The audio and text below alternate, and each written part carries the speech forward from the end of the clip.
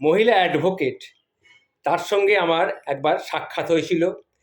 সাক্ষাৎ হওয়ার পর তার সঙ্গে আমি অনেক কিছু আলাপ আলোচনা করেছিলাম এবং আমি তার কাছে জানতে চেয়েছিলাম তার অতীত জীবনের কথা, সে কিভাবে আজকে এই অবস্থায় এসে পৌঁছেছিল।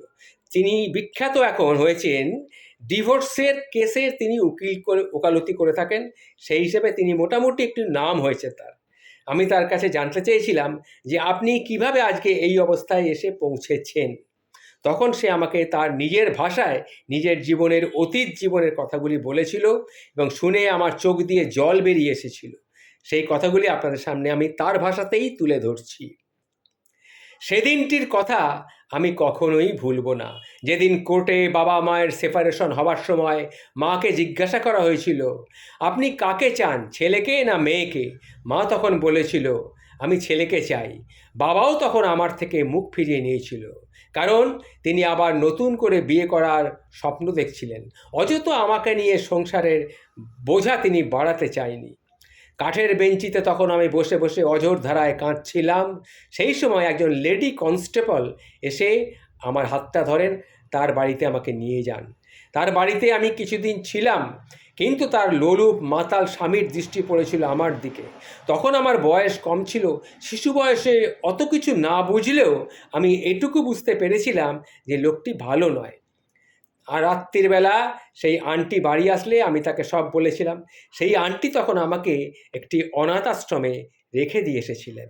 সেইখানেই আমি বড় হয়েছি, সেইখানেই আমি লেখাপড়া শিখেছি।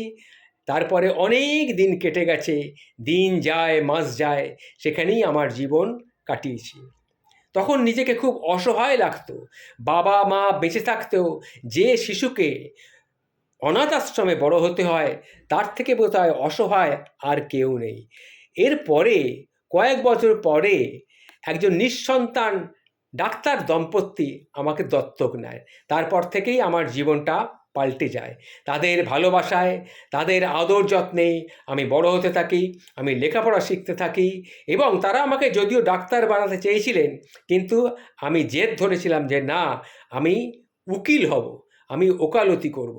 যাই হোক, আজ আমি ওকালতি করছি, তো এই জন্যে আজকে আমি এই জায়গায় এসে পৌঁছেছি। এরপরে আরও কিছু ঘটনা ঘটেছে। তখন আমি তাকে বললাম, সে ঘটনাটা যদি বলেন আমি শুনতে রাজি আছি। তখন তিনি বললেন, একদিন খবরের কাগজ দেখতে দেখতে হঠাৎ একটা নিউজে আমার চোখটা আটকে গেল। এক বৃদ্ধা মহিলা তার ছেলে আর বউকে, বৃদ্ধা মহিলাকে তার ছেলে বউ বস্তায় ভরে রেল স্টেশনের পাশে রেখে চলে গেছে। পুলিশ এসে সেই বৃদ্ধ মহিলাকে উদ্ধার করে হাসপাতালে ভর্তি করেছে। তারপর নিচে সেই বৃদ্ধা মহিলার ছবি রয়েছে। সেই ছবিটা দেখে আমার খুব চেনা চেনা লাগছিল।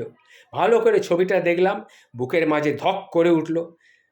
বুঝলাম এই ছবিটি আমার মায়ের ছবি। তারপরে আমি আমার গাড়ি ড্রাইভ করে আমি সেই হাসপাতালে ছুটে গেলাম। সেই মুখটাকে দেখে কিন্তু আর চেনার উপায় নেই। চামড়া কুঁচকে গেছে, রোগে শরীর জরা জীর্ণ হয়ে গেছে। ঘুমন্ত মুখটার দিকে তাকিয়ে আমার খুব মায়া লাগছিল। ভেতরে ভেতরে আমি একদম ভেঙে পড়ছিলাম। আচ্ছা, সেদিন যদি আমাকে এই 10 বছরের শিশু কন্যাটিকে এইভাবে ছেড়ে না চলে যেত, তাহলে থেকে আজকে কি তার এই হাল হতো? তাকে কি এইভাবে কেউ ফেলে চলে যেতে পারত?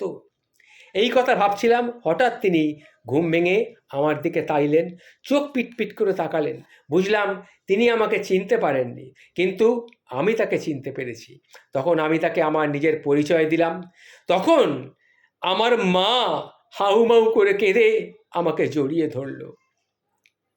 তারপরে আমি আমার মাকে আমার বাড়িতে নিয়ে আসি এবং এর কিছুদিন পরে আমি বাবার খোঁজ করতে শুরু করি।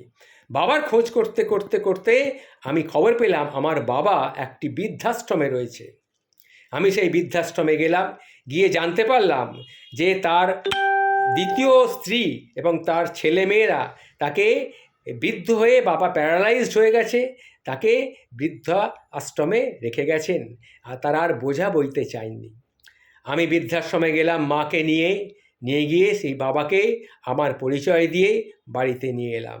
এখন মা এবং বাবা আমার সাথে একই বাড়িতে থাকে। একসময় যারা আমাকে ছেড়ে চলে গিয়েছিলেন, কিন্তু আমি তাদেরকে ছাড়তে পারিনি। হাজার হোক, তারা তো আমারই বাবা, আমারই মা। এই কথাগুলি শুনে আমি আমার চোখের জল আর ধরে রাখতে পারিনি, আমার চোখ দিয়ে জল গড়িয়ে গড়িয়ে পড়ছিল। আমি মহিলাটির দুহাত ধরে অশেষ ধন্যবাদ জানিয়ে আমি তার কাছ থেকে বিদায় নিয়েছিলাম এবং তাকে বলেছিলাম যে আপনার এই ঘটনাটি আমি কিন্তু যেভাবেই হোক লোকসমক্ষে আনতে চাই। উনি রাজি হয়েছিলেন, তাই আপনাদের সামনে এই ঘটনাটি তুলে ধরলাম। নমস্কার বন্ধু।